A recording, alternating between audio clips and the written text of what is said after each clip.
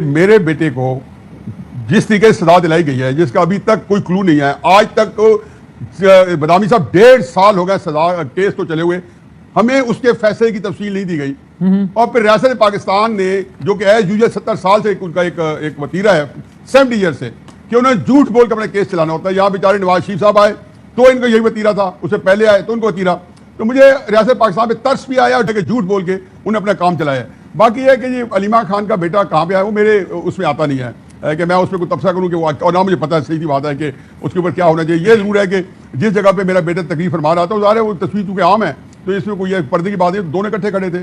اور میرا خیال ہے میرے بیٹے اس لحاظ سے خوش قسمت ہے کہ جو تحریک صاحب بادامی صاحب آج موجود ہے نا، اللہ تعالیٰ نے میرے خیال ہر کام بہتری ہوتی ہے. آپ یہ دیکھیں کہ یہاں پہ کسی کی عزت محفوظ نہیں ہے اور کس کے ہاتھوں اپنوں کے ہاتھوں. افسوس یہ ہے کہ ایک جو ریاست پاکستان جو ہے نا وہ ایک بہت بڑی دلدل میں پھنسی ہوئی ہے، چاہے کوئی ریلائز کرے یا نہ کرے. اور اس میں نیاز صاحب سے ایک بات بتائیے گا کہ آپ یعنی کیا یہ فیکٹ ہے کہ وہ یعنی جو الزام ہے حسان نیاز صاحب پہ جو نے وردی لہرائی وہ یہ جو کہتے ہیں وہ کہ جناب ان کو فراہم کی انہوں نے ہی یہ صاحبزادے جو علیمہ صاحبہ یہ ایسا ہی ہوا معاملہ یا یہ ایسا نہیں ہے؟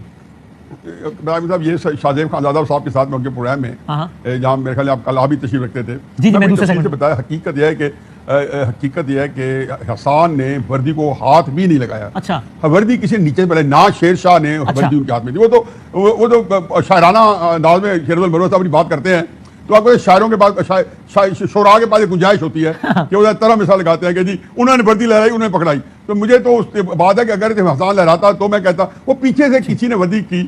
اور میں چونکہ خود 70s میں پولیٹیکل ایکٹیوسٹ رہا ہوں، پولیس سے بہت پھینٹی بھی پڑتی تھی، جیلیں بھی جانا پڑتی تھی کیونکہ کچھ نہ کچھ چھیڑخانی کرتے تو ہم پاس جاتے. ٹھیک ہے، تو آپ کہہ رہے ہیں کہ وہ علیمہ صاحب کے بیٹے نے پڑی اور مروت صاحب نے کیا ہے وہ شعر ذرا سی بات تھی اندیشہ یا جم نے اسے بڑھا دیا ہے فقط زیب داستان کے لیے. ٹھیک، اختیار ولی صاحب سرکاری بتائیے گا. صحیح